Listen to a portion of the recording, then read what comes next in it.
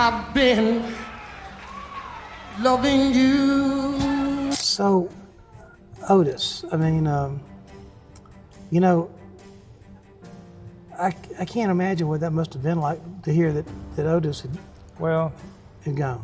He is the only singer that I ever had to open their mouth and say something that made the hair on my arm stand up. You know what always amazes me? Nothing ever ruffles you.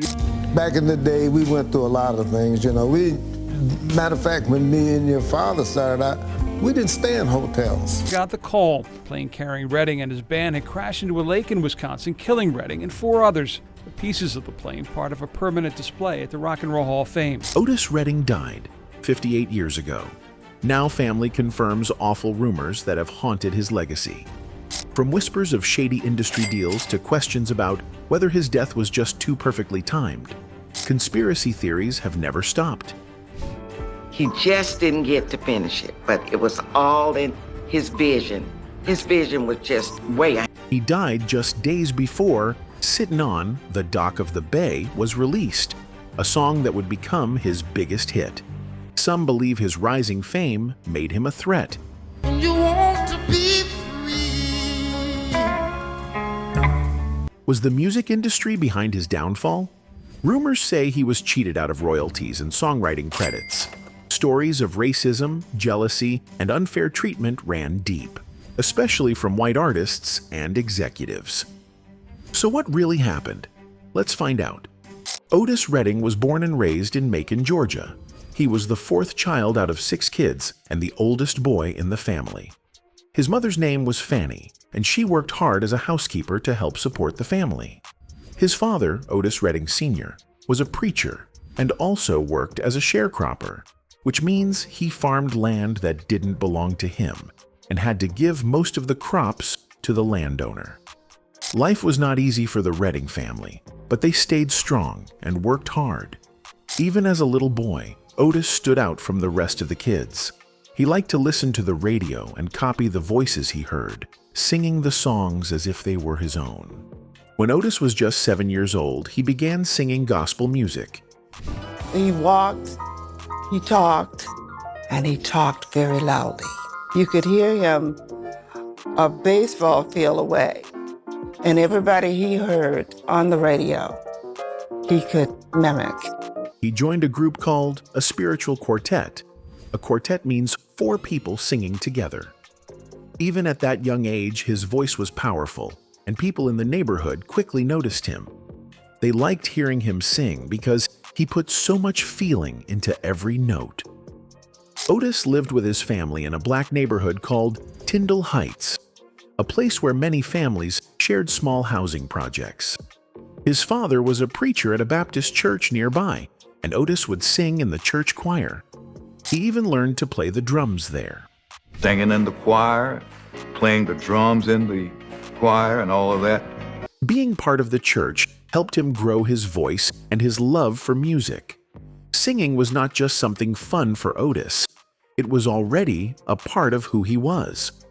As Otis got older, he started to sing in talent shows around town.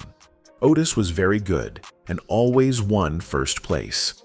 He became so good that the people running the shows stopped letting him compete because he won too often. And he's winning talent shows until they ran him off. They wouldn't let him come back because he kept winning the prize money. He took inspiration from Little Richard, a famous rock and roll singer who also came from Macon. Little Richard's wild style and strong voice made a big impression on young Otis. Watching someone from his own town become a star made him believe that maybe he could do it too. During his teenage years, Otis started to feel more independent.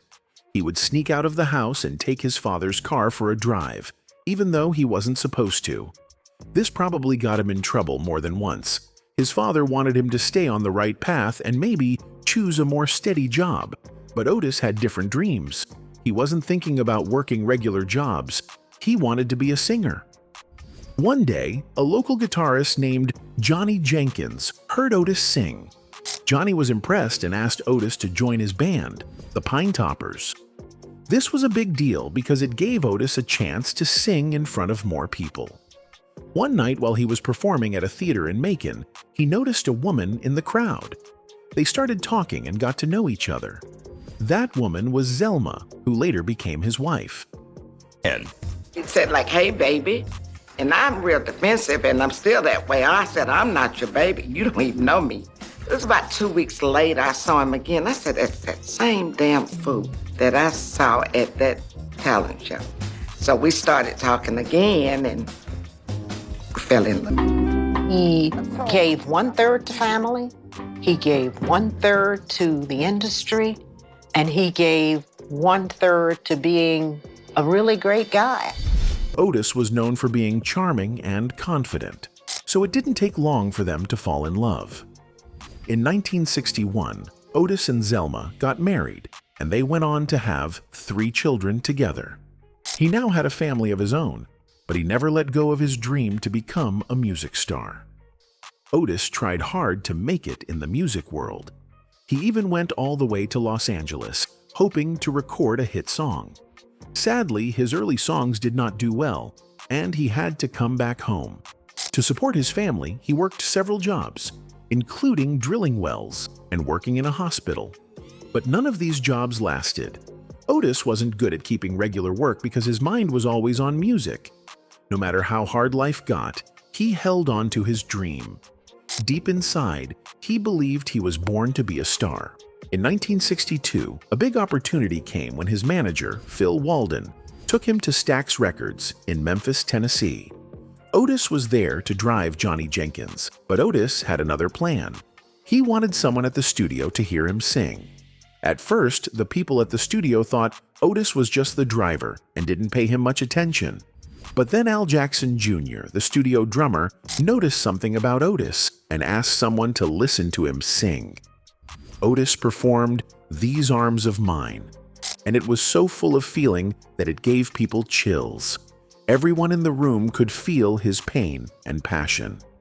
After that, the people at Stax knew Otis had something special. Even though Otis's first few songs didn't become big hits, he never gave up. He kept recording and working hard. In 1964, he met another singer named Jerry Butler during a tour. They started writing a song together called I've Been Loving You Too Long. It took time, but they finished the song, and when Otis recorded it, it became a huge success. People all over the country started paying attention to him. His voice, full of soul and emotion, touched hearts everywhere.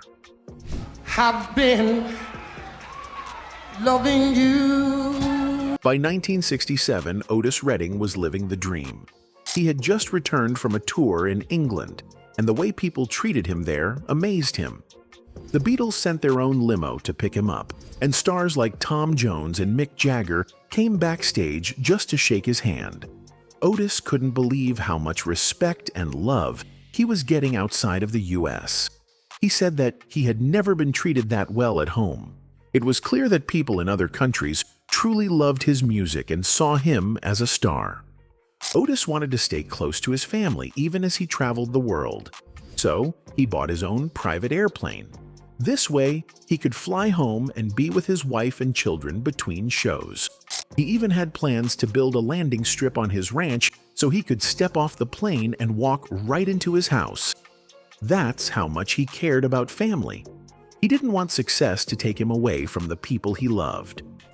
Later in 1967, Otis returned to Europe, and this time, he was the main act. He toured with other stars like Sam and Dave, Carla Thomas, and Eddie Floyd. But Otis was the one who got the loudest cheers. The crowds in Europe loved him, even if they didn't understand all the words. His music spoke to them through feelings, not just lyrics. His voice had the power to move people no matter where they came from. And you want to be free. Then came one of the biggest moments of his life, the Monterey Pop Festival in California. This music festival brought together some of the biggest rock stars in the world. Otis was the only soul singer on the lineup. He wore a fancy three-piece suit, while most of the crowd and artists wore casual clothes. But when he started singing, none of that mattered. His voice and energy lit up the stage. His performance of Shake was the highlight of the night. The crowd went wild. It was a magical moment that showed the world how powerful his music truly was.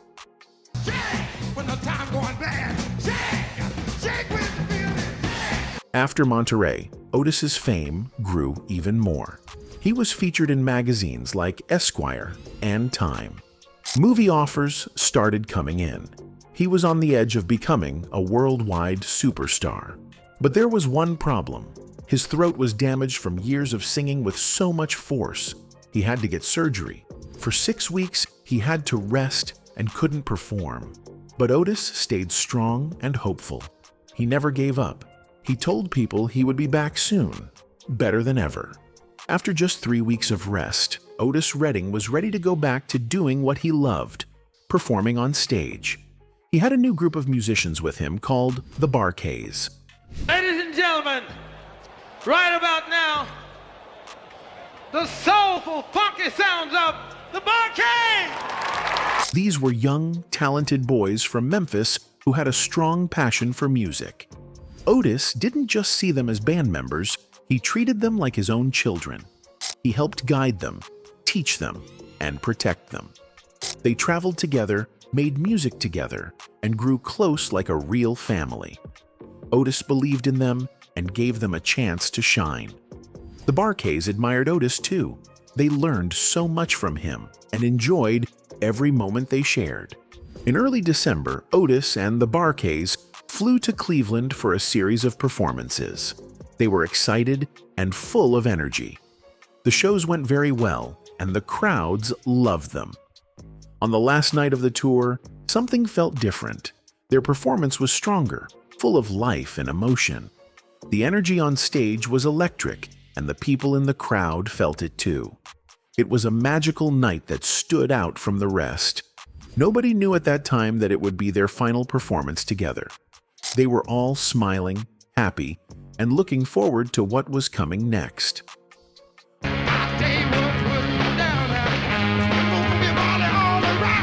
On December 10th, the very next day after that amazing show, Otis and the band had to fly to Madison, Wisconsin for another concert. The weather was very bad, the sky was gray, and strong winds made it dangerous to fly. Airport workers warned them not to fly, saying it wasn't safe. But Otis didn't want to cancel the show. He was known for always showing up. He had never missed a performance in his life and didn't want to start now. He believed in being dependable and giving fans what they came to see. Sadly, that decision would lead to a tragedy. The plane carrying Otis and most of the Bar-Kays never made it to Madison. It crashed into a cold lake near the city. Almost everyone on board died. Only one member of the band, Ben Cauley, survived the crash. The news of the crash shocked fans around the world. It didn't just take Otis's life, it ended the dreams of many young men who were just starting their journey in music. Families were left heartbroken, and the music world lost some of its brightest talents in one moment. Ben Cauley, the only survivor, later spoke about how hard it was to survive the crash. He said he could still hear the screams and sounds from that terrible day. He remembered sitting on the plane, laughing and joking with his friends, and then suddenly, it was all gone. Waking up in the hospital without his friends beside him was painful. He felt guilty for surviving when others didn't. His heart was heavy with sadness and loss. The memory stayed with him for the rest of his life, a reminder of that horrible day. So the water, and I saw those coming out the plane. I don't want to get to him. Another member of the Bar-Kays, James Alexander, wasn't on the plane. There wasn't enough space, so he took a different flight. He planned to meet up with the group after they landed, but when he heard about the crash, he rushed to the scene. There, he was asked to help identify the bodies of his bandmates. It was one of the hardest things he ever had to do. James later described the feeling as empty and cold. He couldn't believe they were gone. They were more than just musicians, they were his brothers. The crash not only destroyed lives, but also broke the future of the Bar-Kays. They were just starting to grow as a band. They had big dreams, new ideas, and exciting plans. Now, those dreams were gone, but James Alexander didn't want the world to forget his friends. He worked hard to keep the name Bar-Kays alive. He remembered how happy and fun-loving his friends were. They loved music, laughter, and life. James continued making music under the same name, honoring the memory of the band that once was. Otis Redding was only 26 years old when he died. He was young, talented, and full of promise. Just before his death, he had recorded a song called Sittin' On, the Dock of the Bay. This song would become one of the most famous songs in music history. It was special and different from his earlier songs. The music was calm and the lyrics were deep and emotional. When the song was released in January 1968, a few months after Otis died, it quickly became a massive hit. So I'm just gonna sit on the dock of the bay. People around the world loved the song. It played on the radio all the time. By March 1968, the song made history. It became the first song released after an artist's death to reach #1 on the Billboard music charts. It was a big moment. While it was a great success, it also reminded fans of what was lost. Many cried when they heard the song, knowing Otis was no longer here to see it succeed. They wondered what more he could have done if he had lived. Otis had big dreams. He wanted to reach more people with his music. He hoped to bring his soulful voice to both black and white listeners. His wife, Zelma, once told him he was entering a new chapter in his life. She said, "You're not begging anymore." That meant he was no longer struggling to be heard. People finally saw his talent, and the world was ready to listen. His music was beginning to cross barriers and bring people together.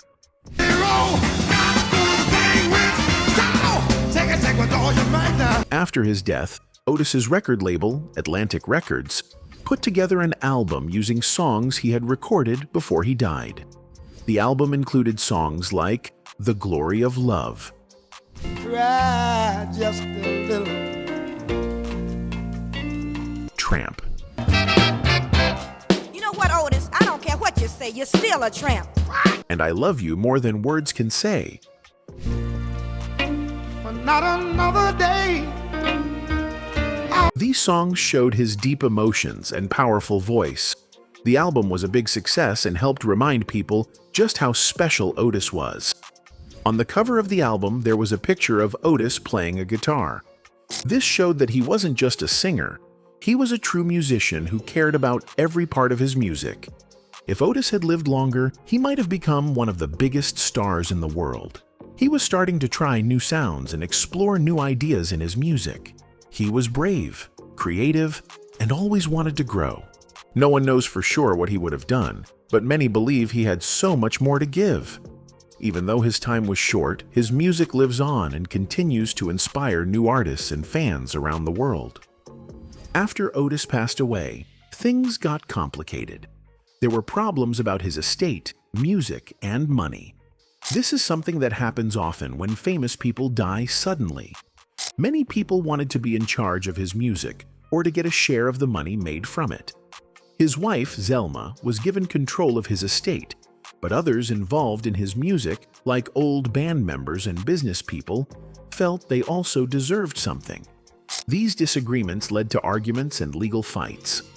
His soul-stirring, hip-shaking, chart-topping music still is powerful today because of the work of one person, his widow, Zelma Redding. A big part of the argument was about who owned the rights to Otis's songs. Since some of his songs became hits after he died, there was a lot of money involved. Everyone wanted to know who had the right to make decisions about those songs and who would get paid. The value of Otis's music went up quickly after his death, and that made the fights even worse. It took years for these issues to be worked out, and in some ways, the problems never fully went away. Many of Otis's songs talked about love, pain, and human connection. He sang about heartbreak, hope, and longing. These are things that everyone feels at some point in life, so people from all backgrounds could connect to his music.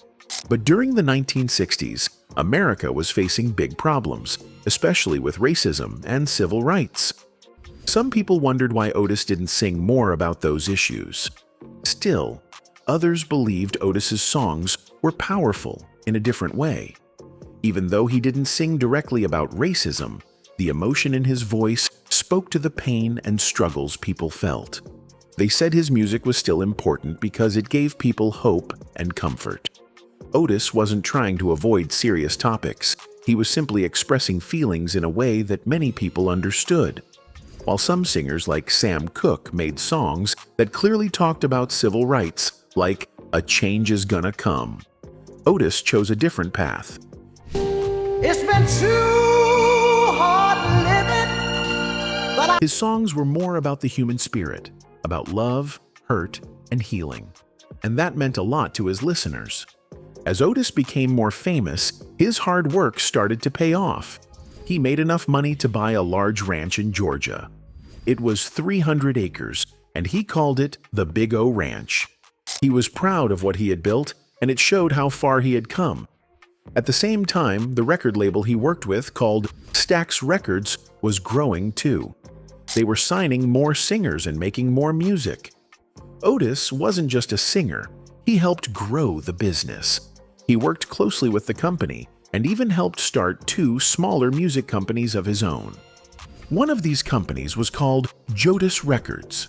The name came from combining Joe from Joe Gulkin, an important person at Stax, and Otis.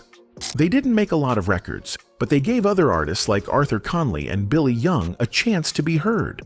Otis cared about helping other musicians succeed. He also started another company called Redwall Music with a partner named Walden.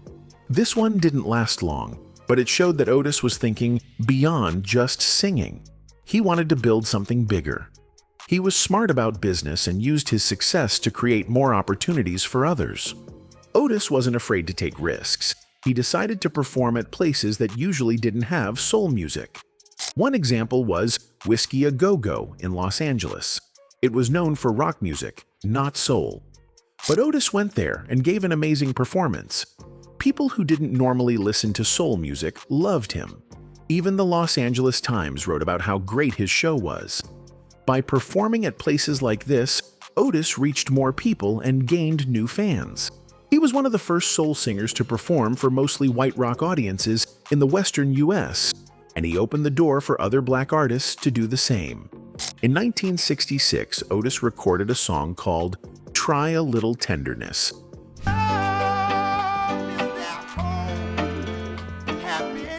This song had been around since 1932 and had been sung by big names like Bing Crosby and Frank Sinatra. But Otis made it his own. At first, some people didn't want him to sing it because they didn't think a soul version would work. But Otis didn't listen. He believed in his style. He added emotion, power, and passion to the song, and it became one of his biggest hits. He was backed by Booker T and the MGs, a well-known band at the time. The song became a classic and proved that Otis had great instincts when it came to music. That same year, Stax Records began to send their artists on tour. Otis joined these tours and performed in different cities. One special moment was when he went to London, and the Beatles sent him a limousine when he arrived. That showed how much they respected him. He also performed at the Fillmore Auditorium, a popular venue for rock music. His shows were so good that the concert promoter, Bill Graham, later said Otis gave the best performance he had ever seen in his whole life. These performances helped Otis become even more respected and loved by fans around the world. Otis inspired many other musicians, not just in soul, but in rock too. Bands like the Rolling Stones and Led Zeppelin looked up to him. Janis Joplin said he taught her how to sing with more feeling. The Bee Gees even wrote the song "To Love Somebody" for him, but sadly, he died before he could record it. Otis received many honors after his death. He won 2 Grammy Awards for Sittin' On, The Dock of the Bay. He was put into the Rock and Roll Hall of Fame. The U.S. Post Office made a stamp in his honor, and in his hometown of Macon, Georgia, a statue was built to remember him.